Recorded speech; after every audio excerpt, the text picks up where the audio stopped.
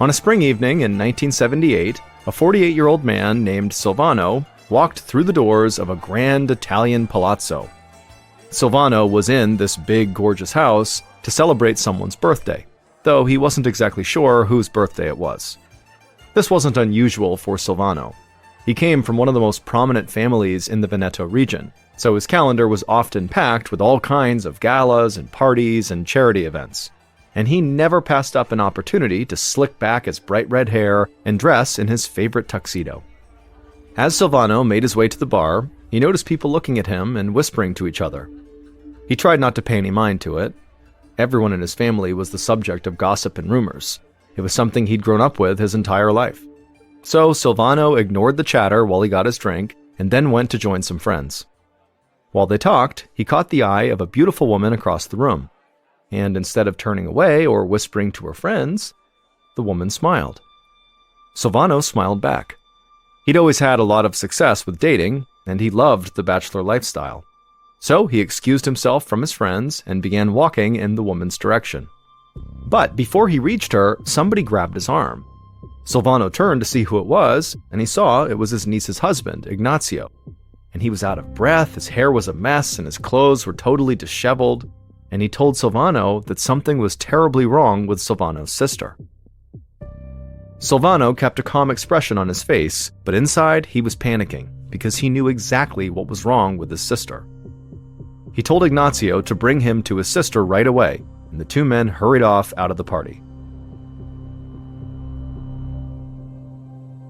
About half an hour later, Silvano was by his sister's bedside, and she was curled up in her pajamas, totally drenched in sweat. Silvano bent down to ask how she was feeling, and when she turned to look at him, her pupils were so small he could barely see them. She stared in his direction for a moment and then just shook her head. Tears slowly filled Silvano's eyes. He knew what that look meant. His sister had been struck by the family curse. A few months later, in early 1979, Silvano and the rest of his family stood at his sister's grave for her funeral. His mother gripped his arm, sobbing into his chest, while the priest performed the eulogy. Silvano was stricken with grief as well, but now his eyes were dry. He felt like he'd been mourning his sister ever since that night when he found out she was sick. He just didn't have any more tears to cry. He held tightly onto his mother, doing his best to offer her comfort. He whispered to her that there was nothing anyone could have done. After all, nobody survives the family curse. At this, Silvano's mother snapped her head up, glaring at him with red-rimmed eyes. She hissed at him to never speak of that again. Otherwise, he, Silvano, could be struck by this curse that had just killed his sister and had killed his father, his grandfather, and countless other relatives dating all the way back to the 1700s. Silvano apologized and his mother nodded, and then she nestled her head back into his chest. Silvano spent the rest of the funeral in stoic silence. As his sister's casket was lowered into the ground, Silvano couldn't help picturing what his own funeral would look like when this curse inevitably killed him.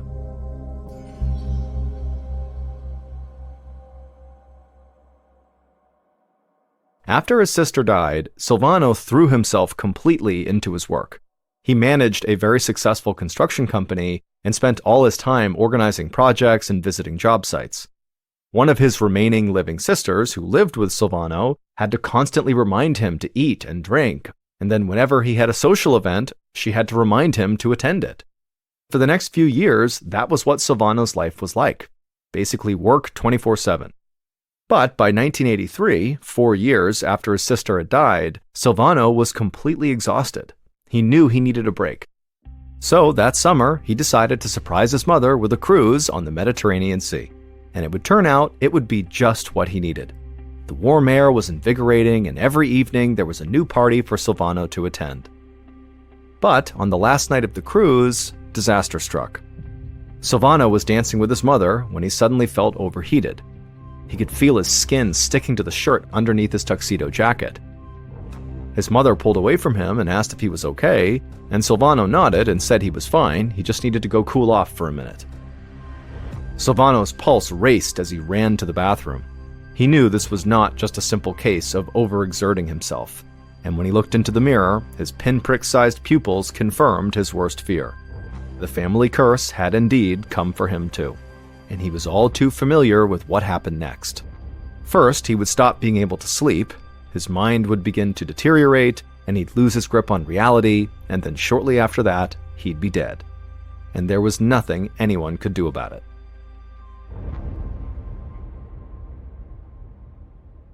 After the cruise was over, Silvano considered telling his mother and sister that he very likely had been afflicted by the family curse, but ultimately he decided against it. There was nothing they could do to stop this curse from killing him, and so he just didn't want them to worry. But it was very difficult for Silvano to hide his symptoms from his family, especially his sister who lived with him. He kept having to change clothes because he sweated through them so quickly. He rarely made eye contact with her because he didn't want her to see his pupils, and at night when he laid in bed unable to sleep, he was too scared to get out of his bed and do anything because he was worried his sister would hear him walking around. About 6 months after the cruise, Silvano sat at his desk in his home office. He'd been avoiding going to work in person because he didn't want anyone to notice his illness. The clock read 3 p.m., but Silvano had already put in a long day because he had been up working since 4 o'clock that morning. Even though he'd been working for 11 hours straight, Silvano did not feel tired. He just felt hot. He grabbed a piece of paper off his desk and used it to fan himself. Silvano knew the curse was only going to get worse, but there really wasn't anything he could do to stop it. So he figured, why worry about it? He didn't even call a doctor. He'd rather keep trying to live his life than cry over something he couldn't change. Just then, Silvano's sister rounded the corner into his office. He immediately dropped the paper, hoping she had not noticed him fanning himself, and she asked if he was going to take a break to eat. But he told her he was just too busy. She stood there staring at him. He could tell she didn't believe him. Finally, she sighed and left the room. For a second, Silvano thought about getting up and following her down the hall and letting her in on his declining health, but before he could, his phone rang, so he answered it. It was his niece's husband, Ignazio. He asked Silvano if he'd come over for dinner that evening. Silvano didn't have any other plans, so he said sure. Silvano hung up the phone and pushed the stack of papers aside and then stood up. He'd already sweat through all of his clothes, so he'd need to shower and change. He quietly opened his office door and tiptoed to his bedroom, being extra careful not to make any noise, in fear that his sister might come find him and see his drenched clothing. Silvano hated having to sneak through the house, but he didn't know what else to do. He promised himself that he would tell his sister what was going on as soon as he could find the right words. That evening, Silvano arrived at Ignazio and his niece Elisabeta's house with his red hair neatly brushed and a pocket square tucked into his suit. Silvano shook Ignazio's hand and gave Elisabeta a hug. He kept a smile on his face, but as he did, he worried they would see how sweaty he already was. As they led him down the hallway to the kitchen, Silvano caught a glimpse of himself in the mirror, and he looked terrible. He'd done everything he could to clean up, but there was just no hiding the sweat on his brow or the dark circles under his eyes or his tiny, tiny pupils. Silvano looked away from his reflection and took a seat at the table. Ignazio filled 3 glasses with red wine, and Elisabeta brought a large dinner salad to the table. Silvano had barely taken 1 bite before Ignazio made him wish he had not come over at all. Ignazio asked Silvano how he'd been sleeping. Silvano knew exactly what that meant. Either he had not hidden his symptoms well enough, or maybe his sister, who lived with him, maybe she noticed the curse was creeping up on him and told the family. Silvano sipped his wine and admitted he had not been sleeping much. But it was okay. He was using the extra time to get more work done. The only thing that bothered him was that his sex drive had disappeared. He said that to be funny, but Ignazio and Elisabeta did not laugh. Ignazio's expression was grave. He said he'd gotten access to the local parish records, which contained information about the family going back to the 18th century. He discovered that throughout the generations, Silvano's ancestors had frequently died young, and the records said they died from all kinds of strange disorders and diseases. Things like epilepsy, fever, meningitis, dementia, various brain diseases, and schizophrenia. As for the death of Silvano's sister, that had been attributed to familial encephalitis, which is a type of brain disease. But Ignazio said he didn't think any of those things were actually the thing that killed them. He was certain they had all died from the family curse. But of course, family curse would not be an acceptable cause of death. even in the 1700s, they would not put that down as the thing that killed someone. Ignacio believed the real disease that was wiping out members of this family was some kind of rare genetic condition originating in the brain, one that nobody had ever been able to identify. He begged Silvano to please seek help from a neurologist before it was too late. Silvano leaned back and crossed his arms. He felt betrayed, like this dinner had been a setup just to ambush him. He told Ignacio he didn't want help. He'd seen his sisters poked and prodded by doctors before invariably they still just passed away. Going to a neurologist would only cause more pain and more frustration. But Ignacio would not take no for an answer. He said he knew a neurologist in a nearby town, it'd be a quick visit, and if nothing else, the doctor might be able to prescribe something that could help Silvano sleep even a little bit. Silvano shrugged and then finished his wine in a single gulp, and then he said, "Okay, fine, I'll go, but only if you don't ask me to do anything else after this." A few days later, Silvano sat in the passenger seat of Ignacio's car as they drove on the thin roads of the Veneto region, passing by fields of grazing cattle, intricate Gothic buildings, and canals full of clear water. The view was beautiful, but Silvano was too anxious to enjoy it. He did not believe this neurologist was going to be able to help him, but there was still a part of him deep down that did hope he could be cured. They pulled up to the neurologist's office, parked, and walked inside. While they checked in with the receptionist, Silvano felt like he was being watched by the other patients in the waiting room. As usual, Silvano tried to ignore their curious looks, but now it was harder for him to do. His family's curse and the trail of early deaths left behind was an open secret within this community. He could sense them evaluating him to see if he might be suffering from this curse too. After a few uncomfortable minutes in the waiting area, Silvano and Ignacio were called back to an exam room. A young neurologist came in, and Silvano explained his symptoms: unusual sweating, tiny pupils, low sex drive, and difficulty sleeping. Silvano was on edge as he watched the neurologist think. The doctor said he wasn't sure what to make of the sweating and the size of Silvano's pupils, but the lack of sleep could be a result of anxiety or depression. The neurologist prescribed Silvano a sedative. He said it might not cure him, but it should help him rest. Just like that, Silvano's hope dissolved. He'd known this appointment would be useless. Feeling disappointed, he stood up and thanked the doctor, then he and Ignacio left the office and headed home.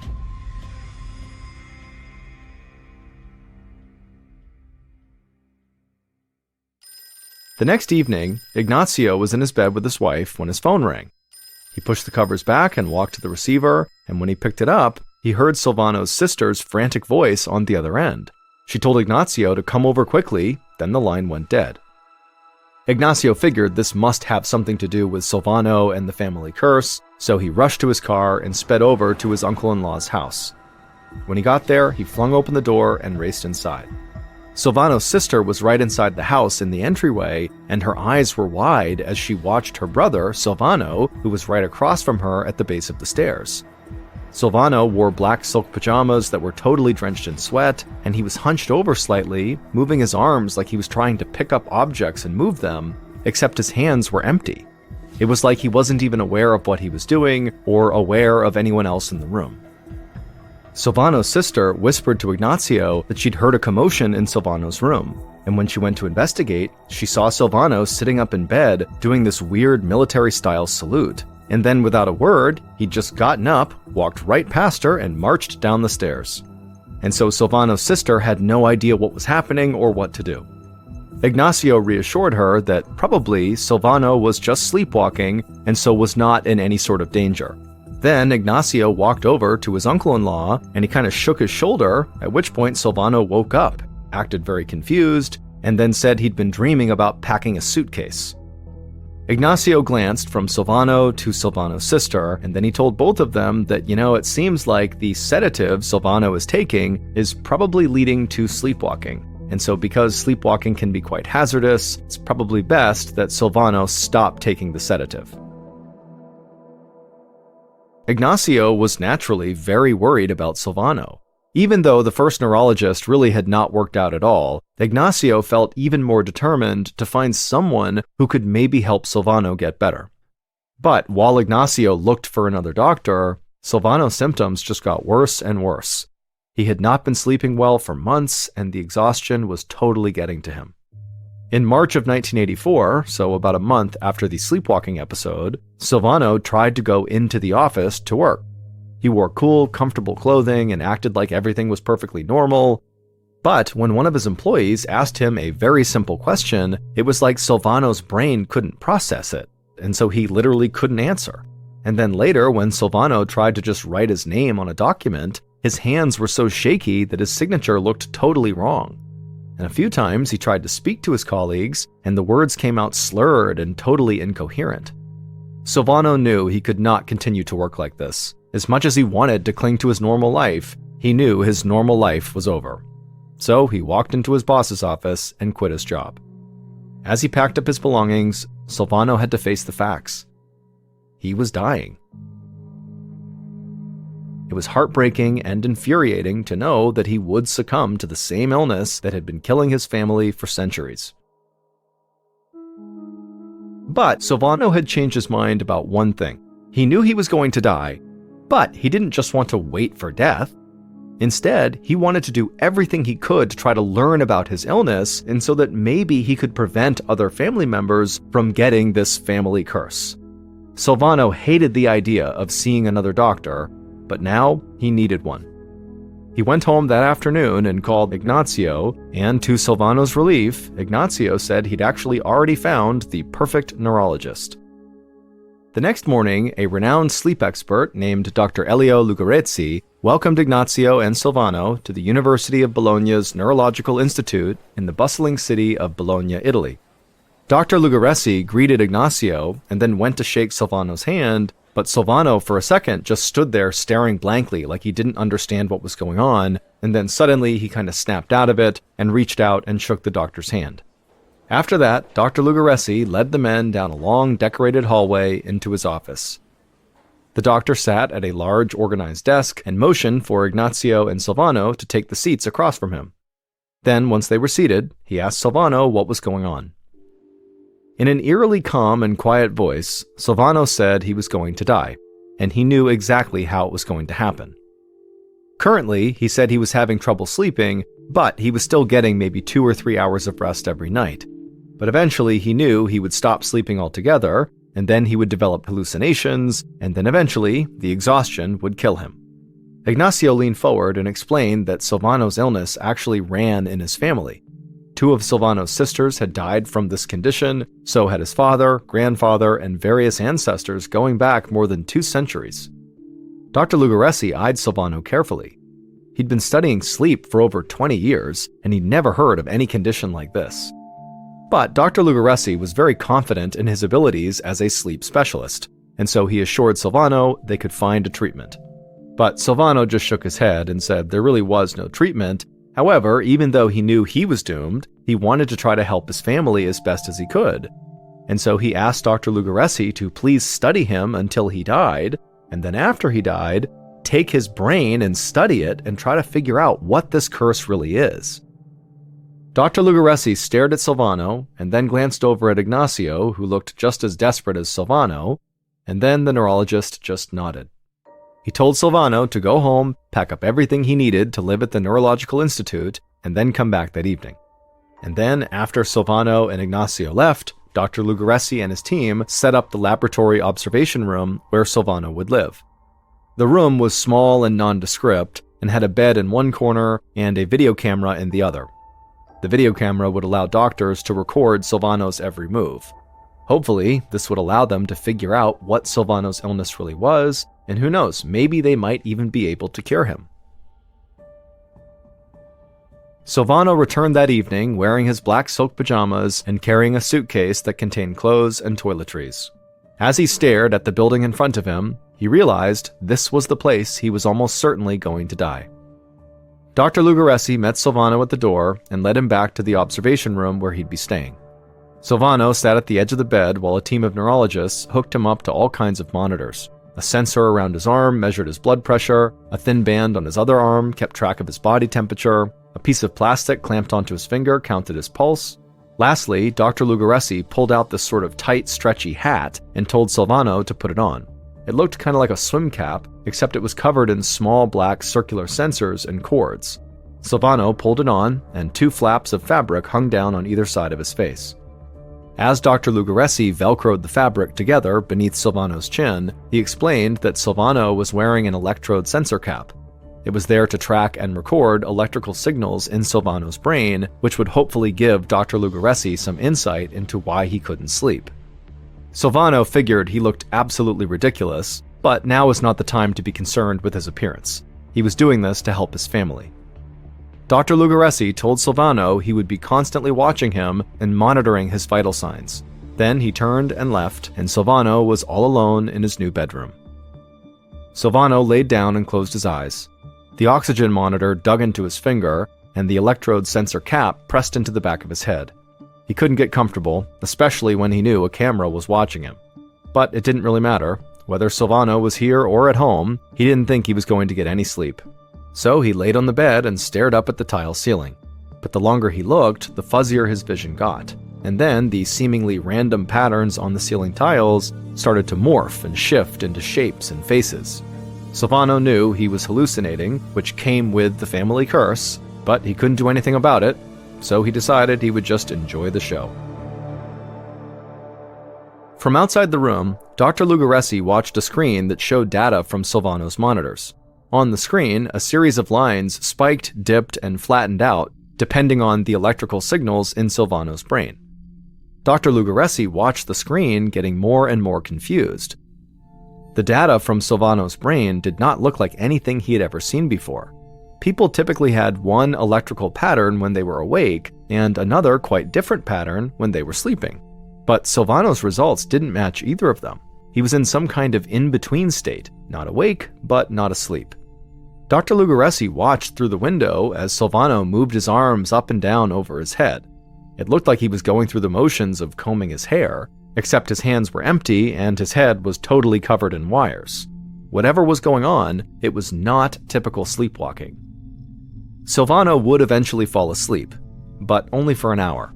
When he woke up, Dr. Lugaressi checked his various monitors. Silvano's body temperature was abnormally high, his breathing was irregular, and his heart rate was erratic. Dr. Lugaressi glanced at his colleagues, and they looked just as confused as he felt. Dr. Lugaressi didn't know what any of these symptoms meant or how they might be related. He realized that solving this mystery might be a lot harder than he'd anticipated. One morning, about a month into his stay at the Neurological Institute, Silvano sat upright in bed, staring into space. Over the past few weeks, his mind had begun to deteriorate. He spent almost all of his time in that in-between state where he wasn't quite sleeping or quite awake.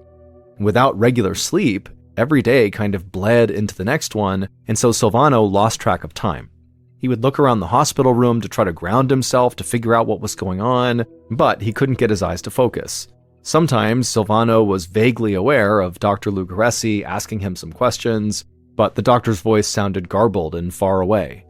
That morning, as he sat awake staring at nothing, Silvano actually started to feel tired. And just as he thought he was finally going to get a little bit of sleep, his head just jerked right back up. And then he felt tired, and so he started to drift off, but then again, his head snapped back up.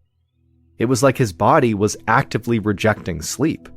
Frustrated, Silvano pushed himself out of bed with his weak, shaky arms, and then he just began shuffling around the room with no idea where he was trying to go or what he was trying to do. It took all of his strength to put one foot in front of the other, but it was better than trying to sleep unsuccessfully. As Dr. Lugaressi watched Silvano pace around in his room, the doctor decided he had to do something to help. He went into the room and gently led Silvano back over to his bed, and then once he was sitting down, he injected him with a sedative. And as soon as he did, Silvano's pulse and blood pressure plummeted. He almost stopped breathing. Dr. Lugaressi's stomach dropped. The sedatives had sent Silvano into a coma.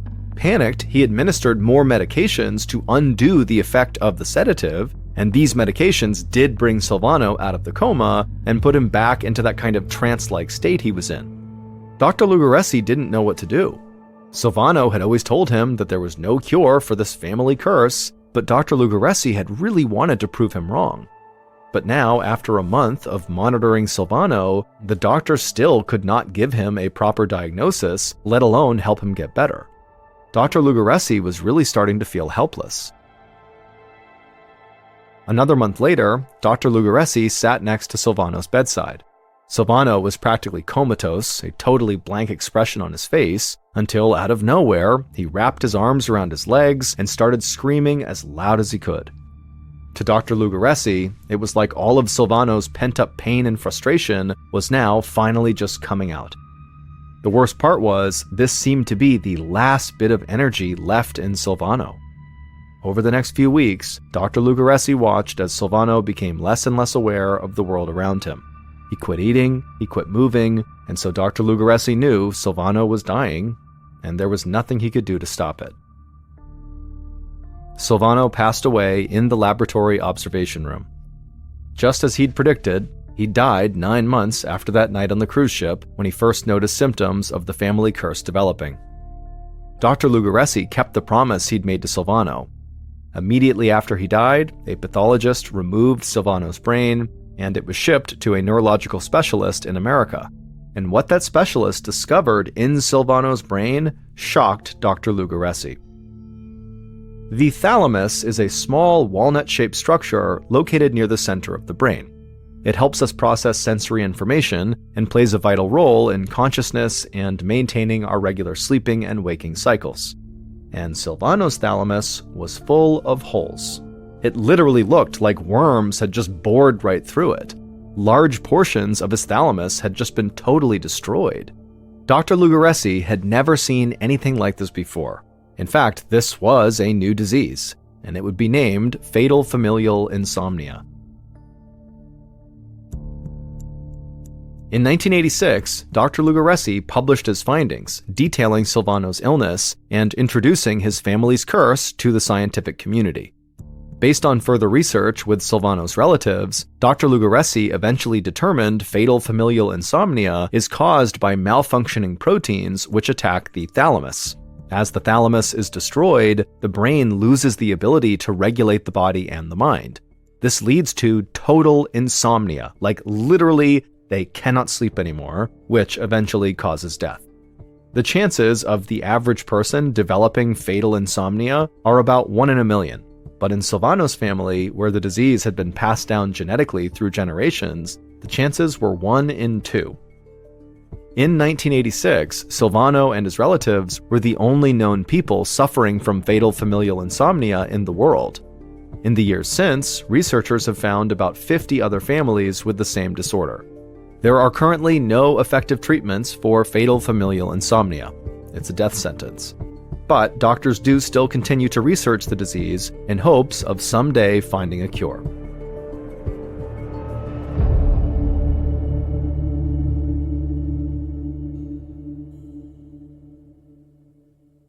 Before 8 a.m. on the morning of September 25, 1944, a police officer patrolled Day Street in Lower Manhattan in New York City. He passed the usual morning bustle, factory workers leaving the subway, telephone operators on their way to the nearby telephone and telegraph building, a food truck unloading vegetables at a dingy corner market, and someone begging for change outside an abandoned warehouse.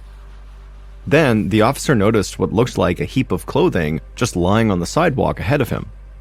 The officer sighed and shook his head.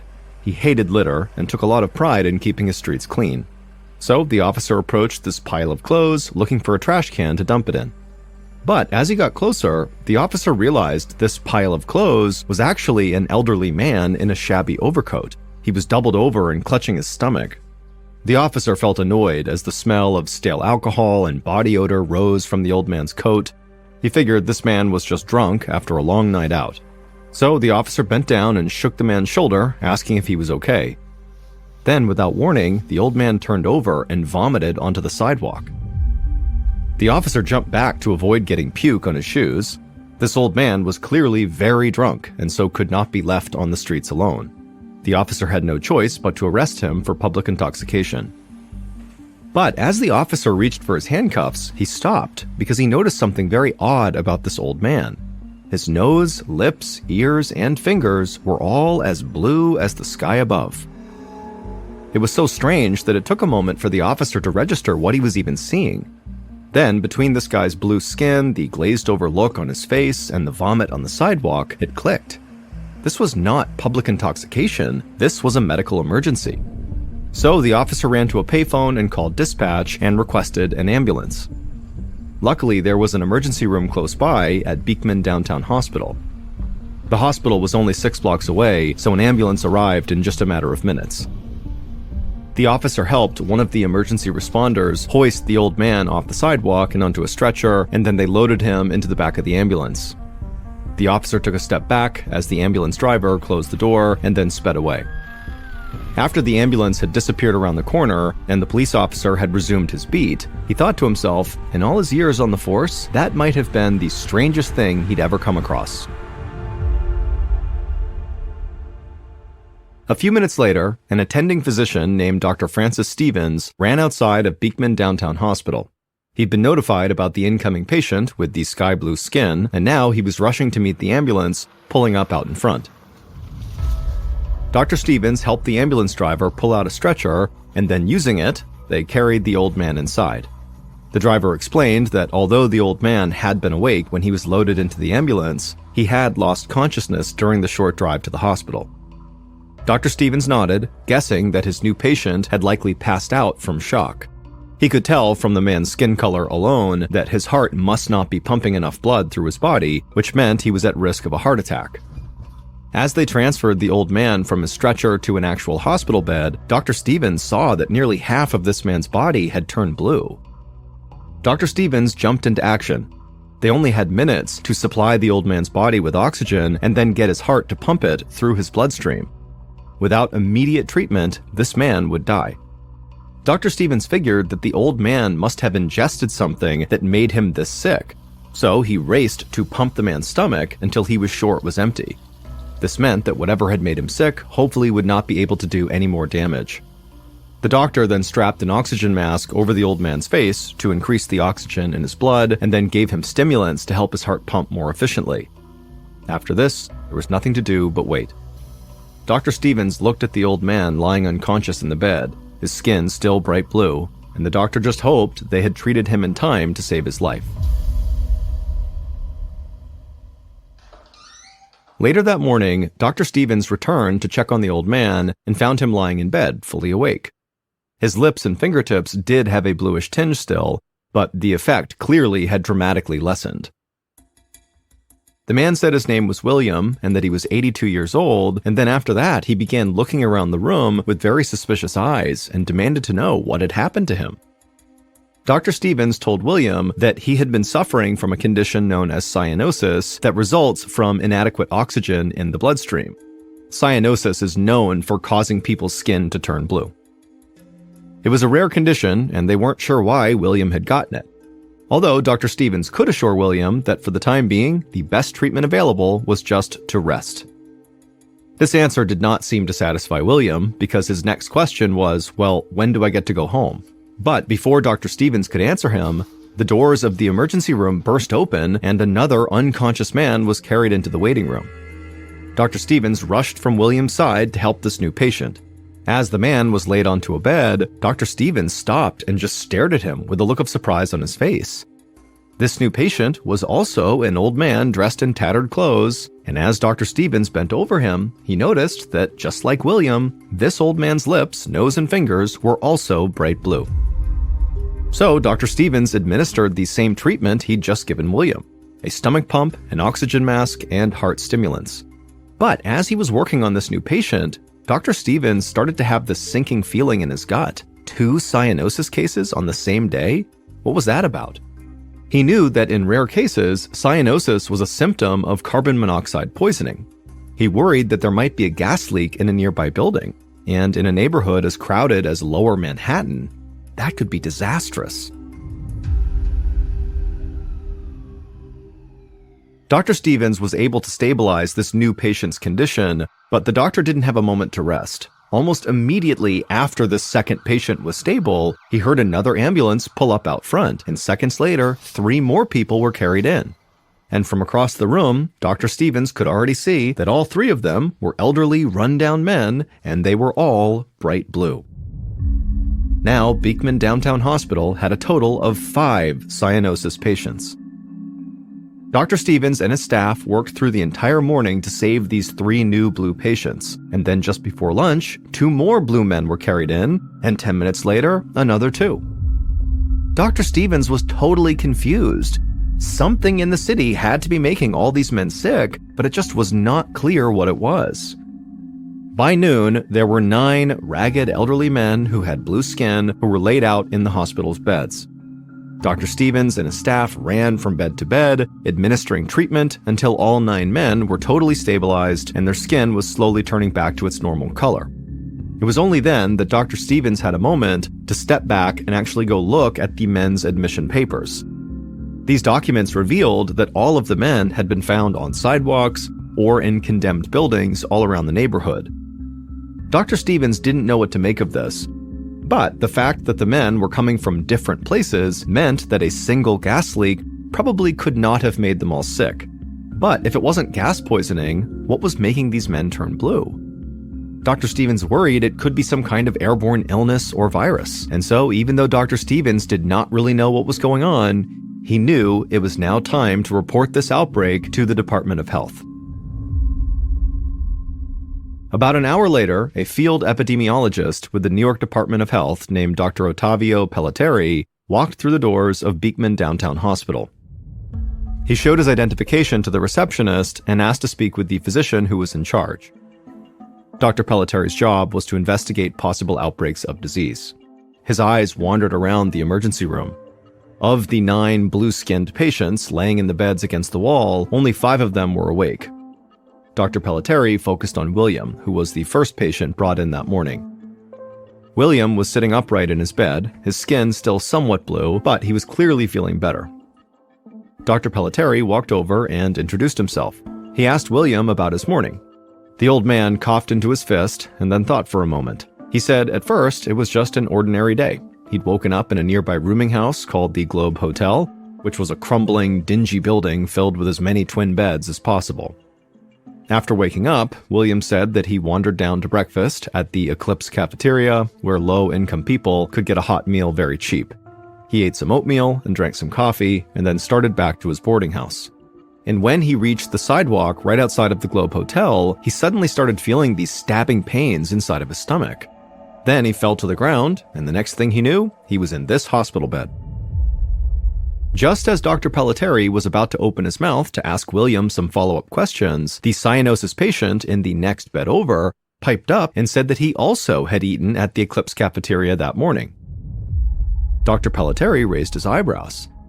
He stepped away from William's bed and asked the 5 conscious patients if they'd also eaten at Eclipse that morning. And all of them nodded yes, they had. Dr. Pelletieri now knew where to start his investigation. Something obviously was wrong at the Eclipse cafeteria. The question was whether there was a carbon monoxide leak there or if something else in the restaurant had made these men sick. It could be food poisoning, though Dr. Pelletieri thought this was unlikely since the symptoms of food poisoning usually take at least 12 hours to manifest, and these men had passed out from pain and shock within just minutes of leaving the Eclipse cafeteria. Dr. Pelletieri then thought of something else that could have caused this quick and sudden illness. He took another sweeping look at the 5 conscious men in front of him and told them he had one more question. He promised they would not be in trouble, but he just had to know whether any of them had used a drug such as heroin that morning. There was a pause as the men stared back at him, but then all of them shook their heads no, and then told Dr. Pelletieri that they were actually drinkers, not drug users. They were all so serious that Dr. Pelletieri immediately believed them. Just then, a nurse walked up behind Dr. Pelletieri and tapped him on the shoulder. She pointed across the room to Dr. Stevens, the ER doctor, who was striding toward him. Dr. Pelletieri gave Dr. Stevens a nod and met him halfway across the room, extending a handshake. After the men shook hands, Dr. Pelletieri explained that he would need blood samples from all 9 patients. They'd be sent to the city toxicologist for overnight testing. Dr. Stevens nodded and agreed to help. For the next 10 minutes, the 2 of them moved from patient to patient, collecting small vials of blood and labeling them carefully. By the time they were done, all but one of the cyanosis patients were awake. The only one who remained asleep was a man named John Marshall. He was laid out in the bed closest to the wall, fully unconscious, skin still pale blue. Dr. Pelletieri looked John up and down before labeling his blood and placing it in a small box with the other samples. It was clear to Dr. Pelletieri that whatever had made these men sick, John must have gotten the worst of it. Dr. Pelletieri grabbed his briefcase full of samples and then left the emergency room. He dropped the samples at his office for testing and then head straight to the Eclipse cafeteria. If he could figure out what had happened, there might still be time to save John's life.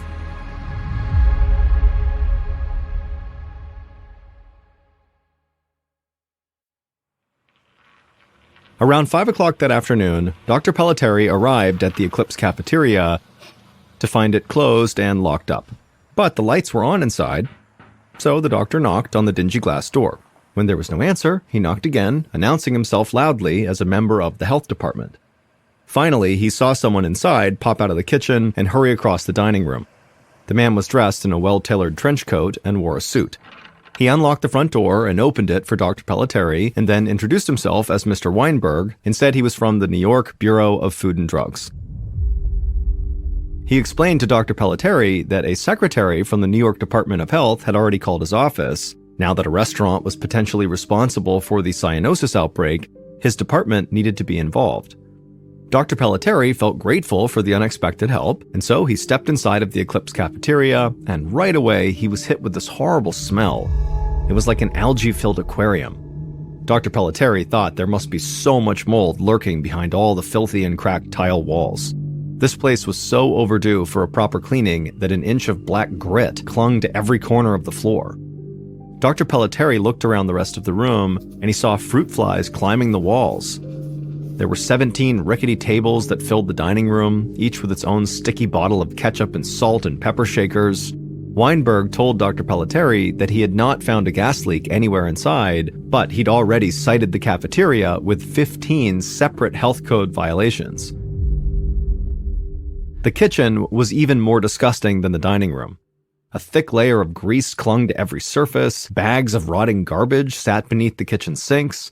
Dr. Pelletieri picked up a fork lying on the counter, and a thick layer of starch coated the fork prongs. To him, everything inside of this cafe was a potential contaminant. It was only then that Dr. Pelletieri noticed the cook and the restaurant owner standing beside the oven. Dr. Pelletieri was even more surprised to find that both men looked genuinely upset, maybe even afraid. Dr. Pelletieri felt relieved. Usually, restaurant owners were combative when the health department showed up, but he guessed that these men were going to be cooperative. If they had something to do with these 9 men getting sick, it seemed very much like it was an accident. Dr. Pelletieri wanted to speak with the line cook first. He asked the man if he did anything different than usual when he cooked breakfast that morning. The line cook shook his head and said no.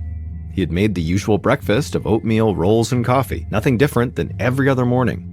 Dr. Pelletieri then followed the cook to the pantry, taking note of the type of dry cereal the cook had used to make 6 gallons of oatmeal.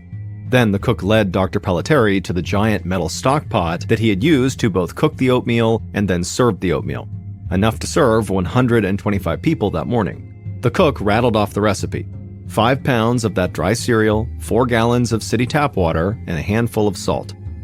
The cook gestured to a gallon can of salt sitting on the stove, and then he pointed to a series of canisters sitting on a shelf just above the stove. The cook explained they stored the salt there in bulk, then just refilled the salt can on the stove as needed. Dr. Pelletieri said he wanted to take samples from everything the men had cooked with that morning. Then the doctor grabbed a step stool to reach the canisters labeled table salt above the oven. And when he was up there and was eye level with these canisters, he noticed there was a different canister hidden amongst them, one that did not have a label. Dr. Pelletieri lifted that can off the shelf and looked inside, and to him, it just looked like table salt.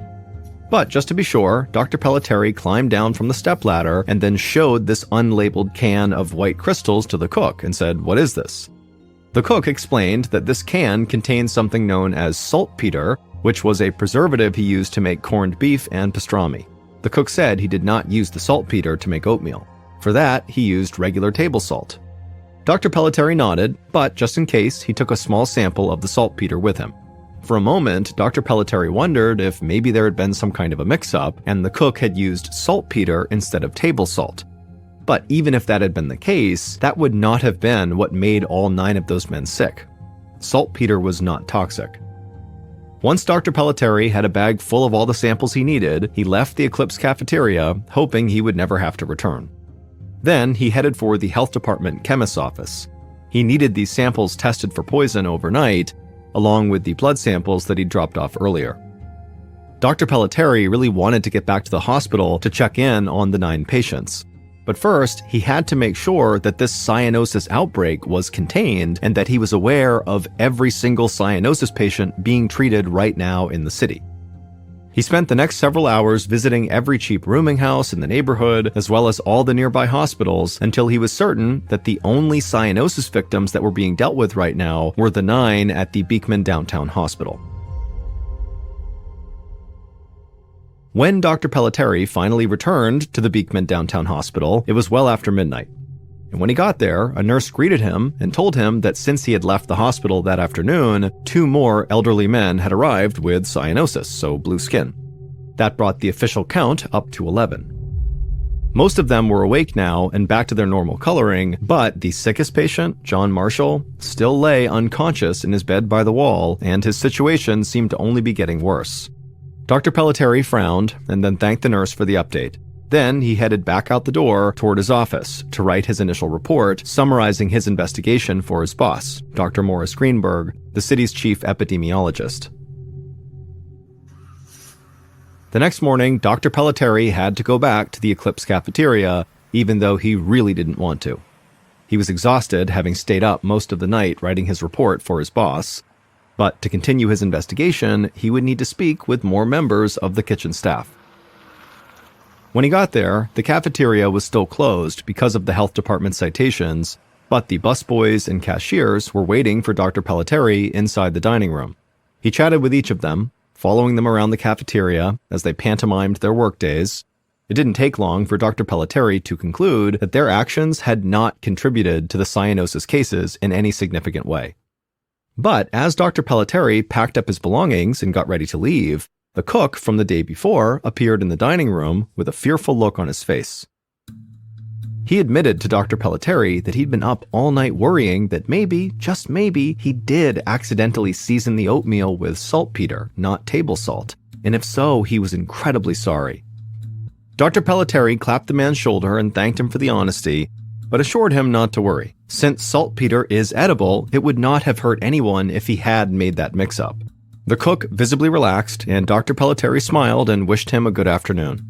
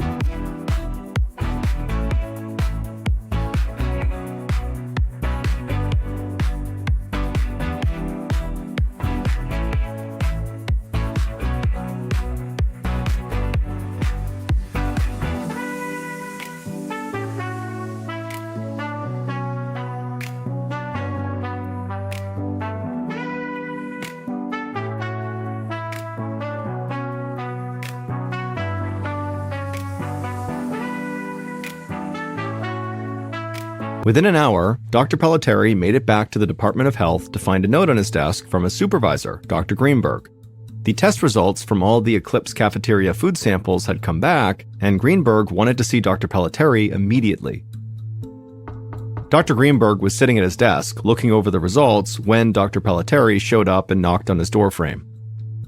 Greenberg looked up for a moment and waved Dr. Pelletieri in. And then once Dr. Pelletieri took a seat, Greenberg handed him a copy of the results.